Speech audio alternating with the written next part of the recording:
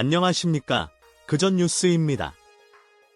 오늘의 핵심 이슈들을 모아 요약본으로 전해드립니다. 2028년 3월, 국제 정세에 중대한 변화가 예고되고 있습니다.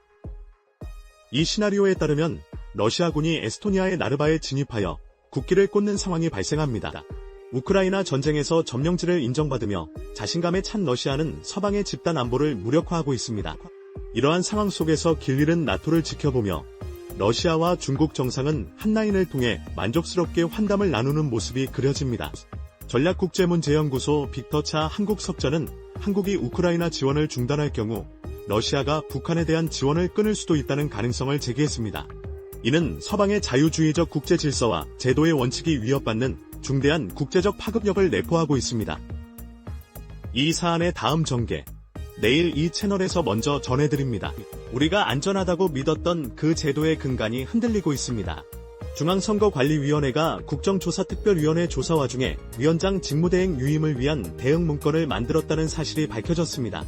이 문제는 국민의힘이 특검을 촉구하며 정치적 쟁점으로 부상했습니다.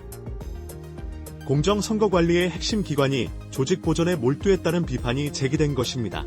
특정 개인의 유임을 위한 내부 문건 작성이 공공기관의 원칙과 책임을 저버린 행위라는 점에서 이는 엄정한 조사와 명확한 해명이 필요합니다.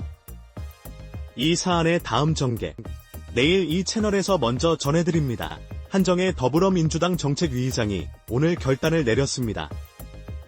살해범의 부친이 증거인멸에도 미처벌된 사례에 대한 비판 속에 가족의 범죄 증거인멸 시 처벌을 면하는 친족특례를 폐지하는 법안이 발의되었습니다. 친족특례 조항이 오히려 정의 실현을 방해하고 범죄를 조장할 수 있다는 지적이 많았습니다. 이 법안은 가족관계를 이유로 법의 공정성이 훼손되어서는 안 된다는 사회적 요구를 반영하고 있습니다. 이 이슈의 더 깊은 배경, 채널에서 계속 추적하고 있습니다. 지금까지 그전 뉴스였습니다. 68.56세. 이것이 한국인이 건강하게 사는 기간입니다. 한국건강증진개발원 발표에 따르면 2023년 한국인의 건강수명은 68.56세로 전년 대비 1.33세 줄었습니다. 반면 기대수명은 83.49세로 0.75세 늘어나 아픈 노년을 보내는 기간은 1년 새 2년 이상 길어졌습니다. 이는 국민 개개인의 건강관리와 더불어 국가보건 정책 및 사회복지 시스템의 효율적 운영이 시급함을 의미합니다. 또한 소득 상위 20의 건강수명은 하위 20보다 8년 이상 길고 지역별 격차도 큰 것으로 나타났습니다. 불공정한 건강 격차는 사회 전체의 지속 가능한 발전을 저해하며 개인의 책임과 동시에 제도의 원칙에 입각한 국가의 적극적인 개입이 필요합니다. 여러분의 생각을 댓글로 남겨주십시오. 모든 댓글을 읽고 있습니다. 20년 전부터 이어진 서울의 수건 사업. 오늘 그 모습이 달라지고 있습니다. 20년 이상 끌었던 음마와 잠실 5단지 재건축이 마침내 사업 인가를 받으며 총 1만 2천 가구의 재건축이 본격화됩니다. 오세훈 서울시장 취임 후 속도전이 붙어 음마는 신청 41일 만에 사업 인가를 받았고 잠실 5단지 역시 민선 국이 1호 결재로 진행되었습니다. 두 단지 모두 2028년 착공을 목표로 하고 있어 오 시장의 31만 호 공급 공약에 힘을 실어줄 것으로 보입니다. 공약 이행을 통한 주택 공급 확대는 시장 안정화에 기여하며 제도의 원칙에 따른 신속한 행정 처리가 중요함을 보여줍니다. 이 상황 계속 지켜봐야 합니다. 알림 설정으로 놓치지 마십시오.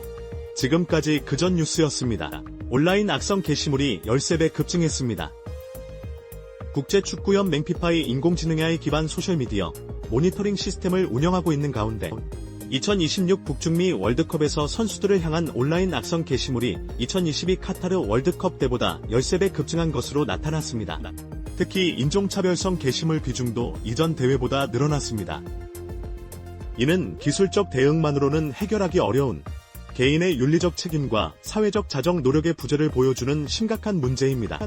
이러한 온라인 환경은 표현의 자유를 넘어 타인의 인권을 침해하는 행위로 개인의 책임과 동시에 건전한 공동체 문화 확립이 요구됩니다. 이 사안의 다음 전개, 내일 이 채널에서 먼저 전해드립니다. 더 깊은 뉴스 해설을 원하신다면 구독을 눌러주시기 바랍니다.